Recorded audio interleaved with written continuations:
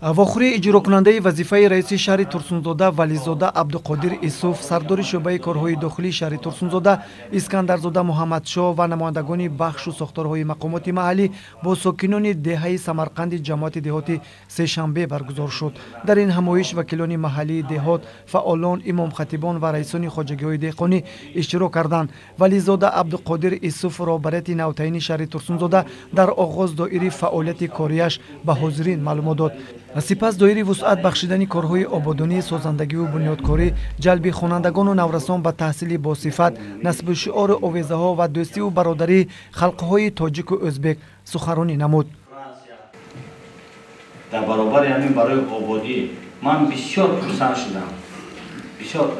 баъзе маҳаллаҳода медурӯед шахсони мӯътабар, одамони баобурӯ, фарзандони тарбия карданд ки имрӯз барои ободии ҳамин сарзамин, ҳамин ватани азизмон содиқона хизмат кардаистанд.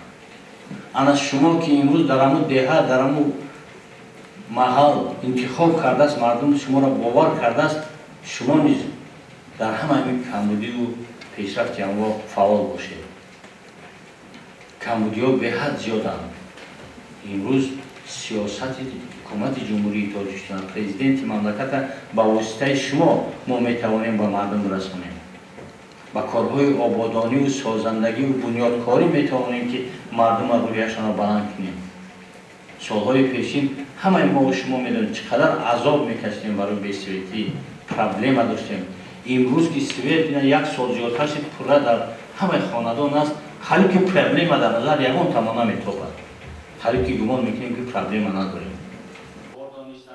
дар рафтин ҳамоиш доираи ҷонлок намудани қонуни ҷумҳурии Тоҷикистон дар бораи танзими анъана ва ҷашну маросимҳои миллӣ, масъулияти падару модар дар таълиму тарбияи фарзанд, пешгирии ҷавонон аз ҳизбу ҳаракатҳои тундрав суханронӣ карда шуд.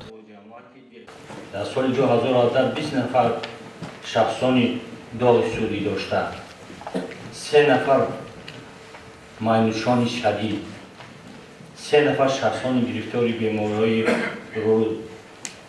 рӯҳӣ дошта, 4 оилаи ноустувор, 8 шахсони ки яроки шикорӣ дошта дар қайд буданд.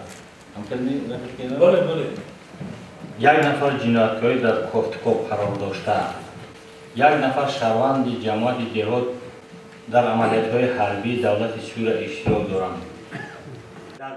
дар фароварди ин ҳамоиш роҳбарияти шаҳр вализода абдуқодир исуф аз аҳли толор хоҳиш намуд ки барои пешгирии тамоми падидаҳои номатлуб ва қонуншиканиҳо бефарқ набуда, барои ободӣ ва якпорчагии хоки муқаддаси ватан саҳмгузор бошанд.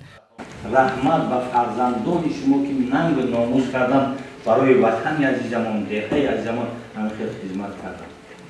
ана ин хел шахсони мӯътабаре аст дар байни мо шумо ки барои ҳамин сарзамине ки бунёд кардем хизмат мекунанд. ман хоҳиш мекунам ки ҳамаи фарзандонатонро миннатдории ҳукумати шаҳра ва миннатдории шахсан мара расонед ки ман шахсе ки аввал омадам деҳаи шумо ҳамин чиза ба шумо мерасонам. ниҳоят дар фарҷом миёни сокинони деҳоти сешанбе ва роҳбарони бахшу сохторҳо саволу ҷавоб ва мубодилаи афкор сурат гирифт. бо ҳамин вохӯрӣ ба фарҷом расид. собирҷон саидов, сайфиддин иброҳимов барои барномаи иттилоотии хабар.